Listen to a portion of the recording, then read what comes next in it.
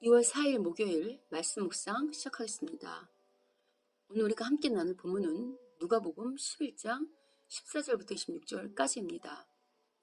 오늘 본문은 예수님께서 말 못하게 만든 귀신을 쫓아냄으로 시작된 바알세불의 논쟁에 관한 이야기입니다. 예수님께서 말 못하게 하는 귀신을 쫓아내자 어떤 무리들은 놀라움을 나타내는 반면에요. 어떤 이들은 예수님께서 사단의 힘을 빌어 쫓아낸 것이라고 하고, 또 어떤 이들은 예수님의 정당성을 표정을 통해 보이라고 요구합니다. 예수님은 이처럼 당신의 축기 이적에 대한 부정적인 반응에 대해서 다음과 같이 논박하시면서 사건의 의미를 가르쳐 주십니다. 먼저 유대인들이 예수님이 사단의 힘을 빌어 귀신을 내쫓았다고 말하는 것은 예수님이 메시아가 아니라 사단의 사역을 하는, 즉 사단적인 사람임을 공격하기 위함이죠. 이러한 공격에 대하여 예수님께서는 한 나라에서 내전이 일어나면 망하는 원리를 예로 드시면서요, 사단의 사역을 하는 자가 같은 편인 귀신을 내쫓겠냐고 오히려 반문하십니다. 둘째로 당시의 유대인들 중에서도 귀신을 내쫓는 사역을 하는 사람들이 있었거든요. 그래서 예수님께서는 19절에서 내가 바알세불을 힘입어 귀신을 쫓아냈다면 너희 아들들, 즉 유대인들은 누구의 힘으로 귀신을 쫓아낸 것이냐고 반문하시고 계십니다. 그러나 지금 예수님께서 하나님의 손을 힘입어 귀신을 쫓아내셨다면 그것이 바로 하나님 나라가 지금 임했다는 증거라고 20절에서 말씀하시는 거죠. 아울러 지금 예수님의 귀신 축출 사역은요, 사단을 다스리는 예수님께서 사람들 위에 군림하던 사단을 몰아내고 하나님의 백성이 되는 자유를 주시는 사건인 거죠. 예수님은 이와 같이 논방하신 이후 당신의 사역에 긍정적으로 반응하지 않는 자는 결국 자신을 반대하는 자라고 말씀하시면서 예수님과 한편에 설 것을 촉구하십니다. 바알세불 논쟁 이후 예수님은 더러운 귀신에 관한 이야기를 하시는데요. 어떤 사람에게서 더러운 귀신이 나갔지만 거처를 발견하지 못했습니다.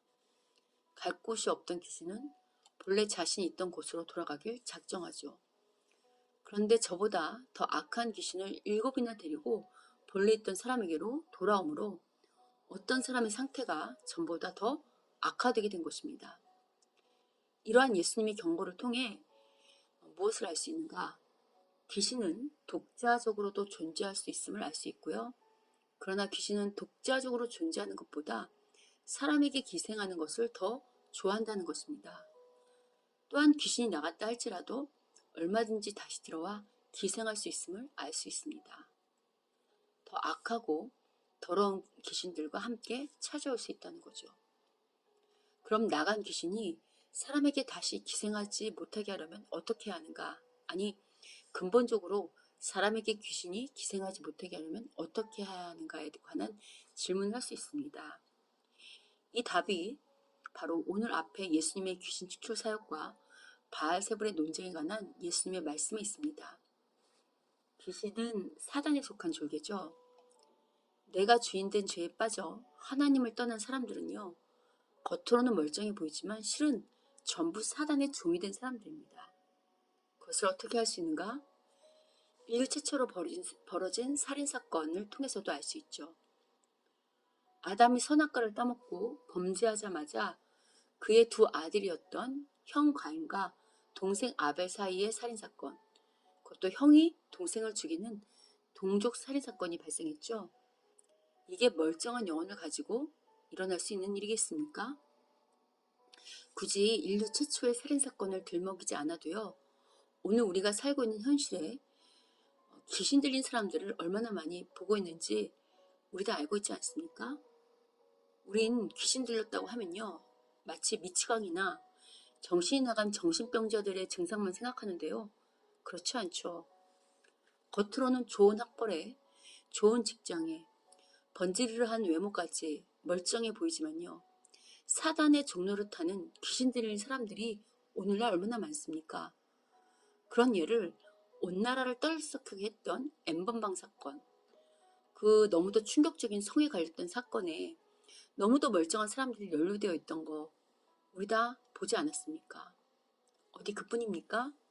정치에도 또 법조계에도 자신들의 기득권을 가지고 자신들이 정적이라 여기는 사람들을 쳐내기 위해서 또는 자신들의 기득권을 위해서 기꺼이 사건을 조작하고 프레임을 만들어서 멀쩡한 사람들을 사지로 내모는 사건 우리 다 겪지 않았습니까? 또 정말 꽃다운 우리 아이들을 죽음으로 내몬 세월호 사건에 연루된 사람들도요. 겉으로는 다 멀쩡해 보이지만 그들 역시 사단의 영에 사로잡히지 않고서야 어찌 이를 그렇게 처리할 수 있겠습니까? 최근에 정인이 사건을 두고도 악마의 짓이라고들 사람들이 말하고 있지 않습니까? 굳이 이런 거창한 사회적인 문제들까지 거론하지 않아도요. 우리 자신이 잘 알고 있지 않습니까? 우리가 지지난주 주일에 누가복음 8장의 거라사의 광인 이야기를 다룰 때요. 설사 믿는 자라 할지라도 예수님의 통치를 받지 않는 순간 내가 주인 된 순간 우리 역시 얼마든지 광인이 될 수 있다고 나누지 않았습니까? 실제로 이 말씀을 전하고 있는 저나 또 이 말씀을 듣는 여러분 모두 우리 다 알고 있잖아요. 내가 주님의 통치를 받지 않고 죄를 따라 말하고 행동하는 순간 미치광이가 따로 없다는 거 우리 다 알고 있죠? 결국 우리 영혼에 귀신이 기생하지 못하는 방법은요. 우리 영혼의 주인이 예수님이 되시고 하나님이 되시는 방법밖에 없는 것입니다. 따라서 예수님께서 더 악한 귀신들이 들어와 최종 상태가 더 악화된 사람의 예를 들어 이야기하신 이유는요. 앞에 예수님 앞에서 말씀하신 것처럼 예수님 당신 편에 서라는 말씀과 연결되어 있는 것입니다. 사람은 예수님을 주인으로 모실 때 사단에게 자유할 수 있습니다. 무엇보다 난 예수님 편도 아니고 사단 편도 아니야. 나는 아무 편도 아니야. 라는 착각을 하시면 안 됩니다. 즉 영혼의 중립지대는 없습니다. 우리 영혼은요. 하나님 편이든 아니면 사단 편이든 둘 중 하나입니다. 그것이 귀신이 나갔다가 그 영혼이 깨끗이 청소되고 비어있는 것을 보고 더 많은 귀신이 들어온 오늘 본문을 통해서 알 수 있지 않습니까? 사람의 영혼은 비어있을 수 없습니다. 사단에게 속하든지 아니면 예수님, 즉 하나님께 속하든지 둘 중 하나라는 거죠. 어떻습니까? 지금 우리의 영혼은 누구에게 속해 있습니까? 예수님으로 인해 구원받았다고 안심하지 말자고요. 또 반대로 모든 죄나 나쁜 일에 다 사단 탓을 할 것도 없습니다. 결국 내 영혼을 주님에게 맡길 것인지 아니면 사단에게 내어줄 것인지는 나에게 달린 것이기 때문이죠. 오늘 말씀으로 혹 우리가 아직까지 사단의 조종을 받고 있는 영역은 없는지 돌아보자고요.